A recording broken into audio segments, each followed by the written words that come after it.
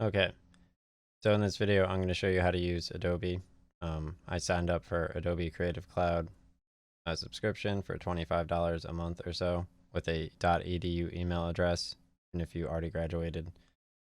And Adobe Creative Cloud, it comes with Adobe After Effects, which is this. You could edit thumbnails in here and also add in like video effects and crop stuff, other things like that. You could also use Adobe Animate to do flash animations, like I show in my Adobe Creative Cloud video on YouTube. You could also use Adobe Illustrator, like I show in my thing. So let me open up Adobe Premiere. I mainly use Adobe Premiere and Adobe After Effects, which are both included in that same subscription.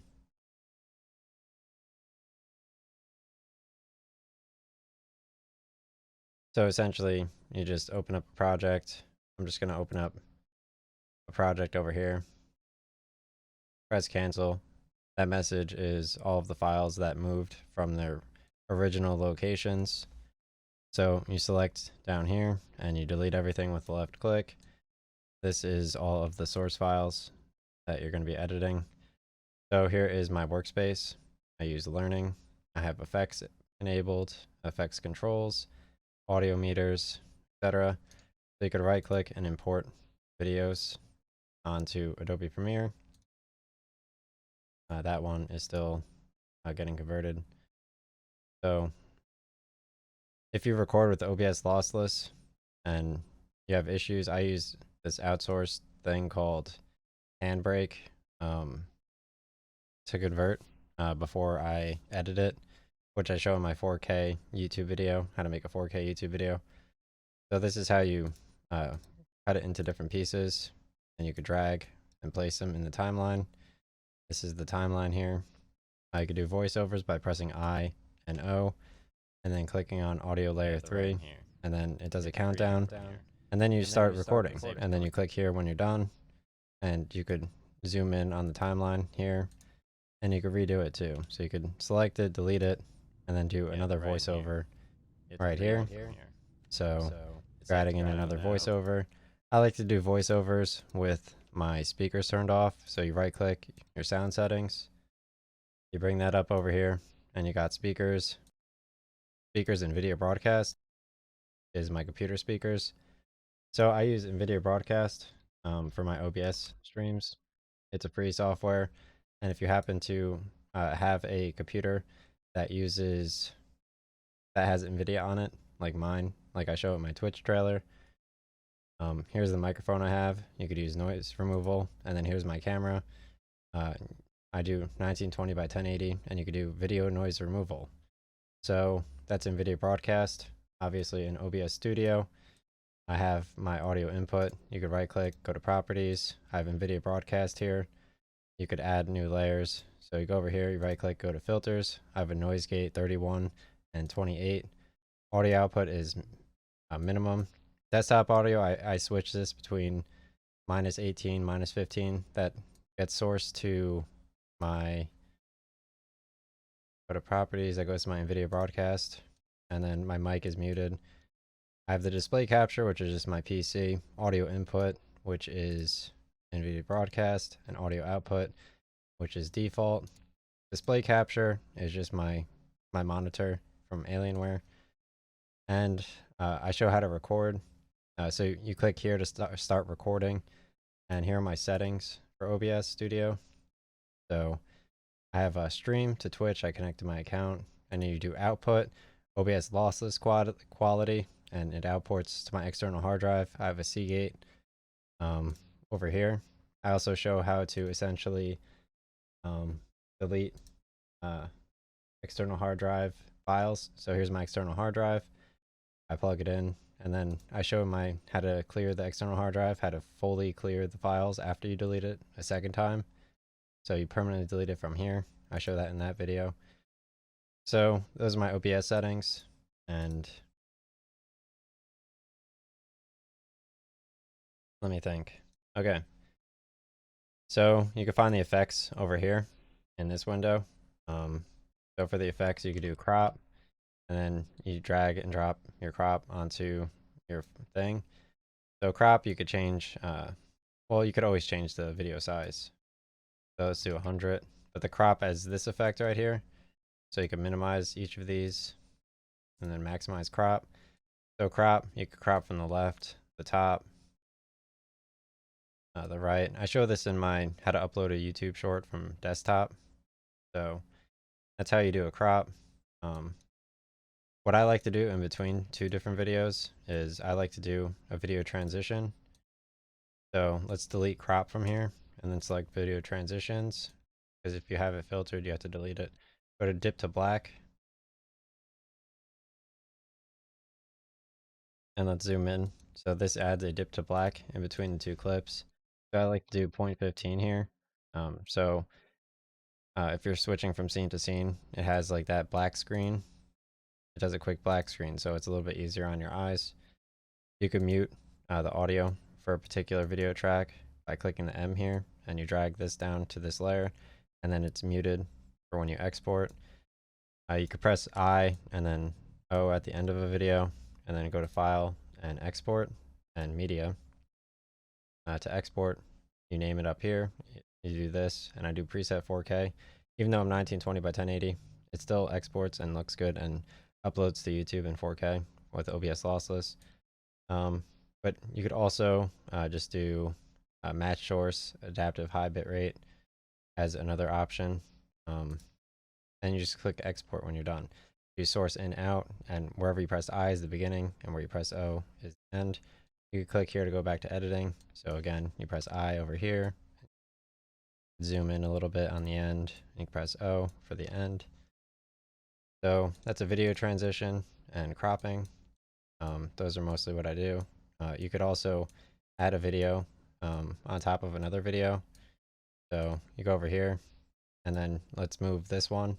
We'll change the position of this one. So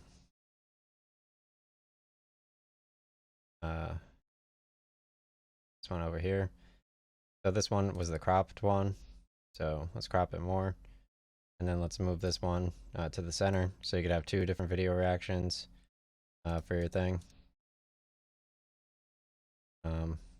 Whatever. Nice. They picked nice versions. So let's drag this over here, and you could right click and unlink video from audio. You could right click and delete the audio associated with it. You could drag the audio from another clip if you unlink it underneath, or you could do a voiceover for it. So you could do a voiceover for a video clip if you want to. You could right click and you could do speed duration to change how quickly something happens. You could right click and do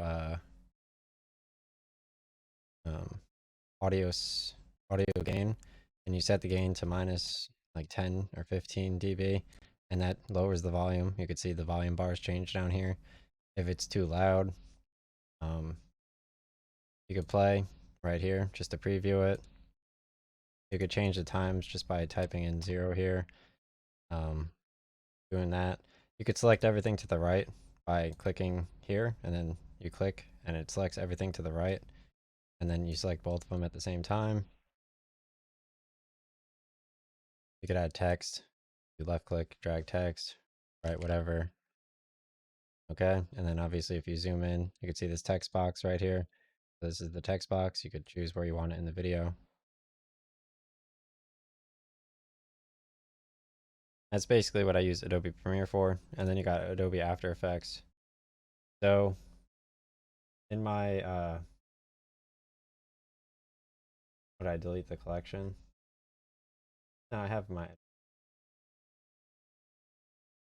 So in this collection on Twitch, over here, I have Adobe Video Editing, Logo Editing, etc.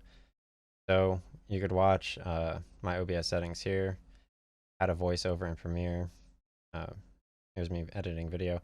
Here's me making a thumbnail. So YouTube thumbnails have to be 1280 by 720, and same for Twitch. And then you could like resize. Here's like how to advertise with Google or YouTube. So in this one, I installed Cinema 4D from scratch. So this one's important. You can watch this. I install Cinema 4D from scratch into Adobe After Effects. It's a free program and it's a part of Adobe, not really, but it lets you do those letters. So you could copy and make letters like this. Um, so I have these letters. You could change the font over here. You do fonts. You could change the color over here. So, and then you could change like the stroke to blue. So that's that. Um, you could change the X like so. You could rotate the Y like so. You could rotate the Z. So you could play around with that, figure that out. And then also you could add in a light. So new, light, and you could add a point light, which just lights everything generally on the screen. You could, after adding it right over here, you go to light settings and you could switch it to a spotlight, which focuses on a certain area. So you could play around with lights and change the light colors. You go to layer, light settings, and you could change the light colors. You could click here and change the intensity of the light, and you could play around with that stuff, but I don't really do that. And then for the letters themselves, you could click here and you could go to material options. This is what I normally do. You could do a reflection intensity to make it pick up the light a little bit more, or you could make like I change metal to like 40 or 35%, like I did in my G1 Michigan Armored Core 6 video. So you can play around with that, kind of figure out how you want that to look. You could also change like the geometry options. So you could do bevel depth, you could do 1. So it's a little bit like clearer. It looks like more metallic-y. Do 1. Extrusion is like how big the letters are. So it's how far back they go. That actually looks a little bit better, right? Personally. So Jade Forest, switch this to 1, switch this to 5, 1, then let's change this to metal 40%. Let's just keep that one the way it is. That looks a little bit better, actually, even though I added like a dumb light color. So let's delete this light, delete this light. Yeah, I mean, that looks cool. Add in like a white light. So do a white light point. That looks kind of cool. Change like the intensity. And then Heart of Fear, I could change this to like white maybe. Then I'll change this to like black. That looks pretty. Jade Forest, I could just make these both white, I assume.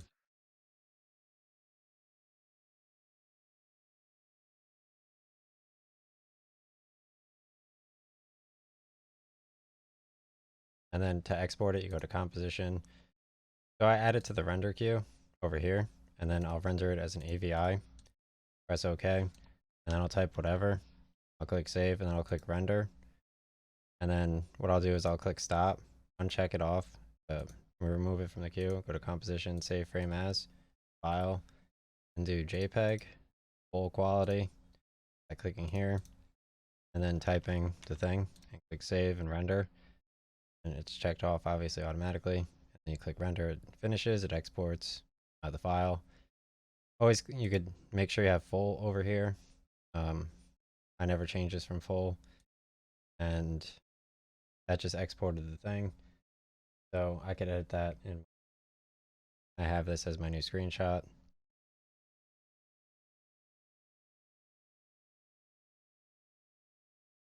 What else? You could do a solid layer, so you could do new solid, and you could add just like a solid layer over here, and then you drag it on top of the other image layers, move it on top, go over here, and press T to do opacity. So you could change the opacity of the image, which is kind of cool as like an overlay if you need it. You can press S for scale. You left click it and you press S on the keyboard to change the scale of it. Press R to change the rotation. Press P to change the position. Just drag and drop. You can move around the screen with the hands. You need to reposition. You could scroll in, scroll out. You could do a mask. So I show you how to do masking. This video over here with the Black Knight. So I found out how to do it. You press M in After Effects on a mask. It took me a while, but you could look through this video to figure it out in my Adobe collection on Twitch. But that's how I enabled masking. So you select the layer, you click here to do your mask. I show, and then it crops it. So that's how you crop. And then you click here, and then you bring out the masks, and then you can do subtract to remove everything besides that. You do add, and then you can click here and you can do mask feather, which like blurs out the edges. So if you have two hard images over each other, then the edges of the second one don't look as dumb like my I showed in this video over here, all the way at the bottom. Feather and masking, which is kind of cool. And I have some other editing things in here in Premiere, etc. So I feel like the letters are the most important part. Adding shapes, text, extrusion, and then I also have on my YouTube the Adobe Creative Cloud video, which shows how to set it up and do logos and stuff. And you got different effects you could add to an image. So let's click the image. Let's go to effect. You can do color correction. You can do like hue and saturation, like make it more contrasty. You could turn off the effect. You could delete the effect from here. You could copy the effect to another layer. If you press Control C and Control V, you go to blur and sharpen to sharpen up an image. Go to stylize, glow, to make it glow, and you could change the glow threshold to make it glow more. You could go to stylize and you go posterize. Let's turn off glow and sharpen. So posterize, if it's like already a dark image, it just kind of adds in like a choke on it. So it looks kind of cool. And so that's stylize and posterize. And then also you could do keying with green screens. If you have a green screen, I think key light automatically, it removes the green screen. If you click here and then click there, it automatically moves it out. So you could get rid of certain colors. And yeah, I mean, there's quite a bit of different things to do in here that I don't know. But I mean, thumbnail editing is the most important part and getting the right quality. So that's about it.